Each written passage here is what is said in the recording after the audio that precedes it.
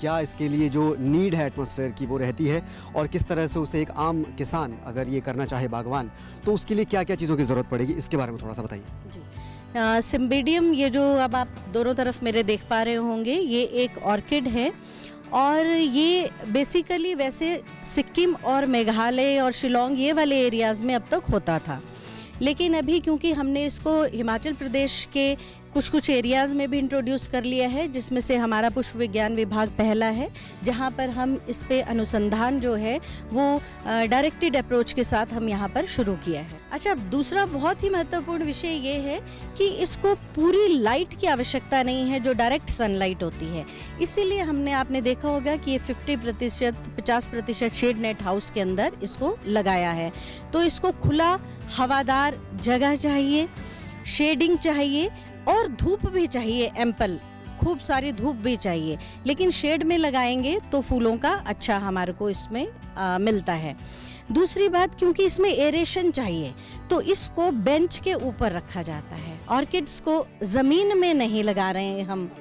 रहा था कि इसकी मिट्टी भी थोड़ा सा अलग रहती है या मिट्टी रहती ही नहीं है, और इसको उगाने का तरीका थोड़ा ज़मीन से उठ के थोड़ा जी जी जी।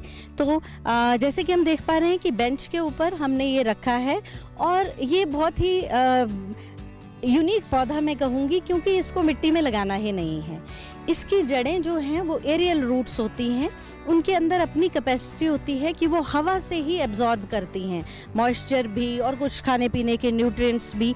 तो इसका जो ग्रोइंग मीडियम है, इसमें ज़्यादातर कोकोपीट हम डालते हैं जो कि नारियल के खोल से बनता है, उसी के ही चिप्स डलते हैं, उसको काट के खोल को वो डलेगा, गली सड़ी छाल डलेगी पेड़ों की, और इसमें ईंट के पीस डलते हैं, इसमें कोयला डलता है।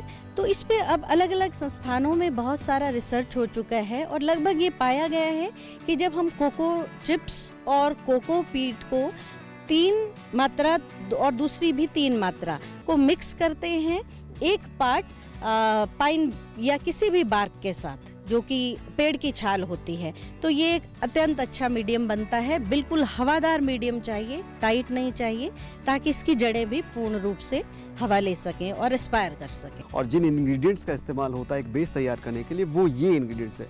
और ये क्या क्या चीज़ें हैं जो यहाँ पर आपने रखी हैं? इसका एक मुझे लगता है एक मिक्सचर तैयार किया जाता है और उसके अंदर फिर इसको शुरू किया जाता है। एक एक करके बताइए है क्या क्या? बिल्कुल, ये ऑर्किड जो है एक टिपिकल क्रॉप है, और क्योंकि इसकी जड़ें जो है वो बहुत ज़्यादा पानी नहीं बर्दाश्त करती हैं, तो सबसे पहले हम देख रहे हैं कि यहाँ पर ब्रोकन हमारे इसके पीसेस भी रखे हैं, ईंटों के पीस।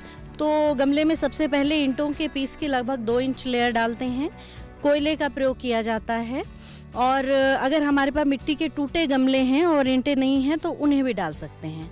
फिर हम ये बार्क है यानी पेड़ों की छाल है, ज़्यादातर बाण ओक की छाल जो है इसके लिए बहुत ज़्यादा सूटेबल है। कोकोपीट का इस्तेमाल किया जाता है जो नारियल की छाल से बनता है, और कोकोपीट के ही चिप्स हम इस्तेमाल करते हैं।